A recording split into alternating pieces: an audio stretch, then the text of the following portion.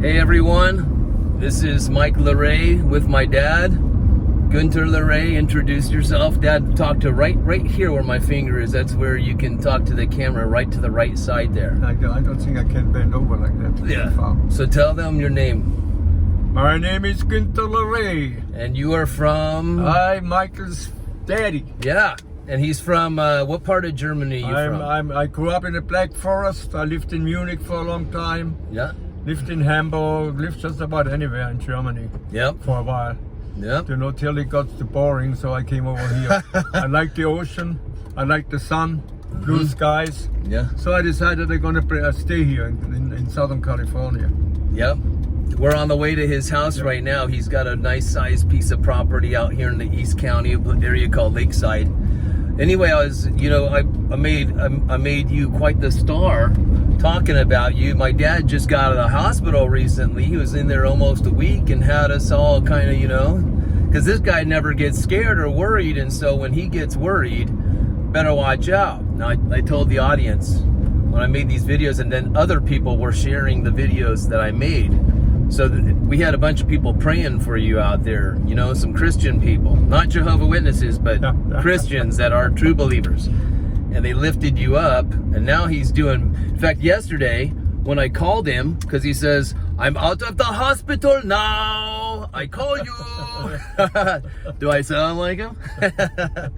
So when I called him, and he, what are you doing, Dad? He was out walking his dogs with a friend of his. And how many miles do you usually walk? Right when he gets out of the hospital, he's going for a big old walk. What would you say? About 5 miles. 5 miles. 5 miles, nothing. Walking these big giant dogs that he's got. And he's, so I shared with them the story about when I came to your house some years ago when you showed me that little patio area you made for Mom to go outside and read and drink tea. And I said, Dad, this place is infested with black widow spiders. And he says, what is that? And so I get a flashlight and shine on one of them. And I said, look at this thing. And he says, shine it closer. So I put the light closer to the black widow, and I see these 2 fingers go flying by my face. And he does and squishes them right in the web. That's what this guy does. Tell him about, I was sharing that ocean adventure when you swam across shark-infested waters for $50, but not for the money, but to prove a point. And then you did what? You hiked a mountain? Yeah. I swam across the strait from the insula to peninsula. When I went up that mountain, and I told him, if I'm up there, I'm gonna wave a white flag for you that you can see it, that I'm up there. And I made a bet for $50, not so much because of the money, but just to prove a point that I can do it. And there was what, war artifacts and stuff up on top of that mountain? Yeah, they had a German fortification of a cannon up there to have a good view over the ocean for the enemy navy coming in. They could really defend their fatherland very good up there. It was part of the Hitler, what they called it, the Hitler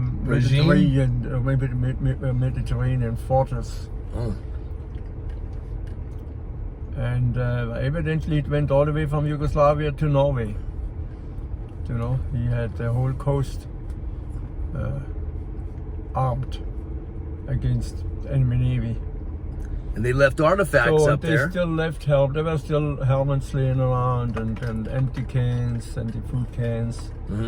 And I asked some of the villagers, I said, oh my goodness, how did they get those cannons up there? And they said they took like 50, 60, 70 horses and pulled them up there. I mean, it's really unbelievable that you can put a cannon and put it up there with horses. Yeah. Yeah. Unbelievable. Because you hiked that mountain. But it's amazing what people do in a war, Yeah. Well, so tell them what you did. You swam across these waters. I swam across that strait, Went up that mountain. Hiked up that on mountain. the easy way from the side. After swimming and being soaking wet. Yeah, Right? that wetness dried out. by Did the you shoes swim with up. your shoes on or take them off? Oh, nah, I don't have shoes. You can't swim with these shoes. So you did you climb the mountain barefoot? So I had shoes with me. You tied them around your neck or something? Yeah, Okay. In a bag. In a bag. Some food in a bag. Of course, good. You know, when I went up there the easy way, and when I was up there, it started to get late pretty soon. So I knew I can go the old way back. I'm gonna have to make a shortcut straight down. No, when I was halfway straight down, all I encountered was cliffs straight down. Straight. Okay. So I went all the way back Back up. Okay. halfway because I couldn't go across. And I tried another way to come down, maybe. Uh-huh. Same thing, cliff, you know, so deep, no way to get down there. But then trying so many times it got dark. So I knew I was just gonna have to go back the old way in a hurry. Right. So once I was at the coast, it was already dark. So I was swimming across the water. All I could see one time was sometimes a light of a boat coming, and I was afraid they're gonna not see me and run me over. Run you over. I didn't even think about sharks. How far do you think you swam? How many, was it like 5 Oh, miles my more? goodness, I have no idea how far that was. You know, I mean, how far? Miles, right? A strait between an island and a peninsula. Yeah. I mean, that's quite a way to go. Right. So I have no idea. I never thought about it. But anyway, when I showed up on that island again and came up the beach, Yeah. there were a whole bunch of guys sitting there. Is it nighttime? Nighttime. It was Darker than dark. Right. You know. Okay. I came out of the water and those guys were just getting up on their feet when I came out. Were they screaming? They were hollering, "Hey, what's that?" They thought You it know, was the creature from the there's Black Lagoon. Something weird comes out of the water. You know. Yeah. But you know, the amazing thing was, when I was done, I wasn't tired. I had a feeling like I wasn't tired. Mm-hmm. You know, and then later when I went to bed, I had a girlfriend with me, you know, and we went dancing after that. After you know, swam it's so across. amazing. Wait, tell the audience You so know, quick it's so about the amazing shark. when you overdo it, when you get over that bump, when you normally would collapse, then you suddenly get a Second wind. yeah. A sudden surge of energy. Yeah, and then you collapse. I'm going to tell them this. Here's the camera. I'm going to say the reason is because if you're born with the name Gunter, you are already destined to be a tough guy. You can't be weak and have the name Gunter. It's impossible, right? Yeah. Now tell them about something about those waters. Were they were there lots of gentle little fishes swimming around, or what did they say about the waters you swam across? The waters were shark infested because there was a lot of ship traffic. Mm-hmm. You know, and normally the sharks follow the ships into their harbors Yeah, because they normally, mostly they throw a lot of guts and stuff. junk into the water. Chum. So the shark knows that, so they follow the ships. That's why the most dangerous place is in a harbor. You don't want to go in a harbor and swim around. That's where the sharks are, because they follow those ships. And at that time they threw everything, all garbage in the water. I don't know if they still can do it. I don't think so. Yep. Someday, told you guys I'm going to write a book called Once Upon a Gunter. And I'm going to share these stories and do some artwork. Do you remember that book I wrote for you years ago? And I drew all those funny pictures and I told your whole story. Yeah. You guys lost it or something, right?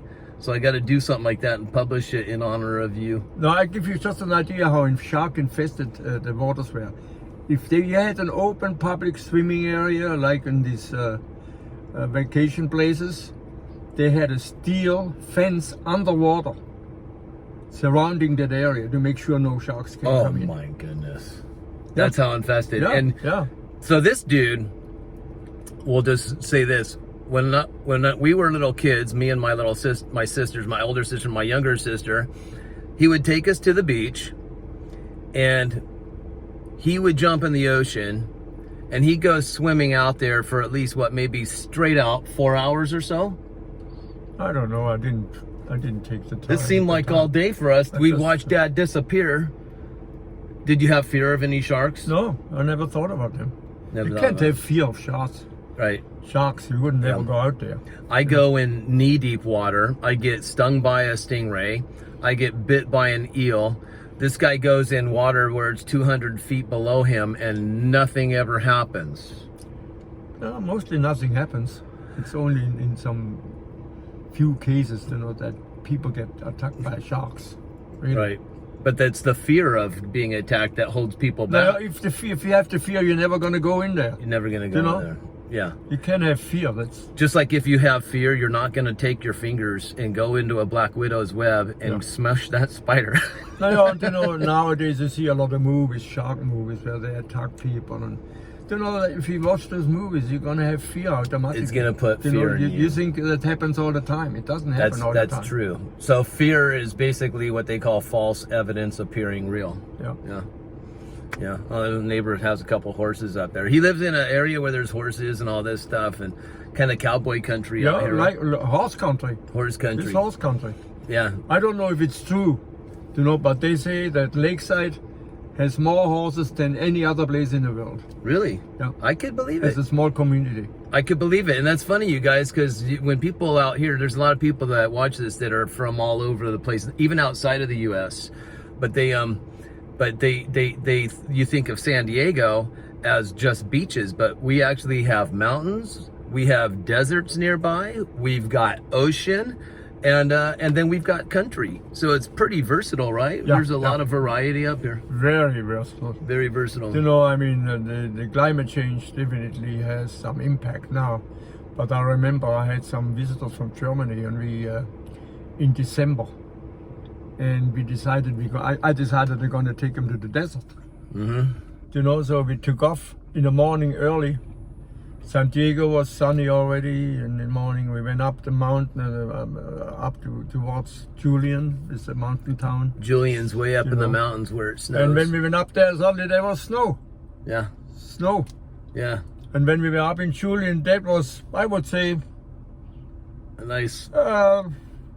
half a foot of snow. He's showing about like that. I mean, much everything snow. was white. The trees were buried in snow. Everything was white. And we went up there and we stopped in Julian, and I remember that my kids, they were going crazy. They went out there, they made snowball fights, and Because we never saw snow. We were running around and just having fun. Yeah. And after a while I said, well, where are my people here from Germany? I don't see them.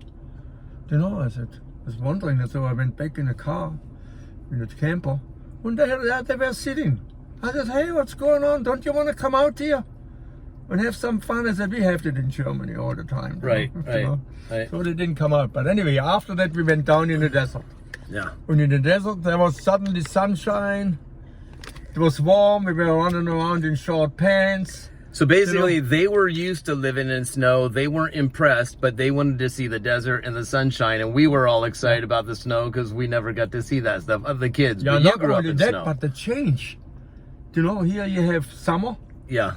And down they have winter. On top you have winter. On the bottom you have summer. So they came from a place of, because of being in San Diego. You had summer down here and then go to the mountains and it looks like snowing winter. Yeah.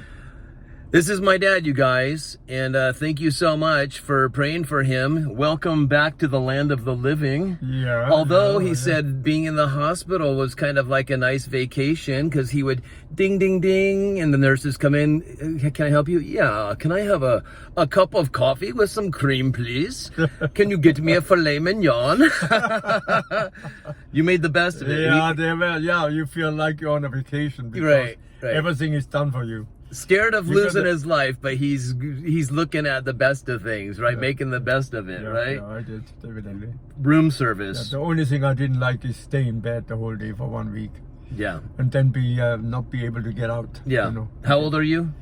I'm 83. Okay, so he is 83. I thought he was 82 going on 83. So you're going to be turning 84 pretty soon. No, I'm going to turn 83. You're turned 83. Yeah, okay, so I was right. Shortly he'll be 83. This guy's an Iron Man. So introduce yourself one more time.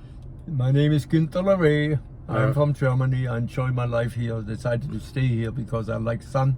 and I like the ocean. He's probably gonna outlive me, you guys. So, anyway, thanks for watching. Thanks for praying for this guy. Just wanted to introduce you, and we'll see you next time. Maybe I'll have another video with him someday. All right, Dad. Say goodbye. Goodbye, Goodbye. folks. Goodbye, folks. All right.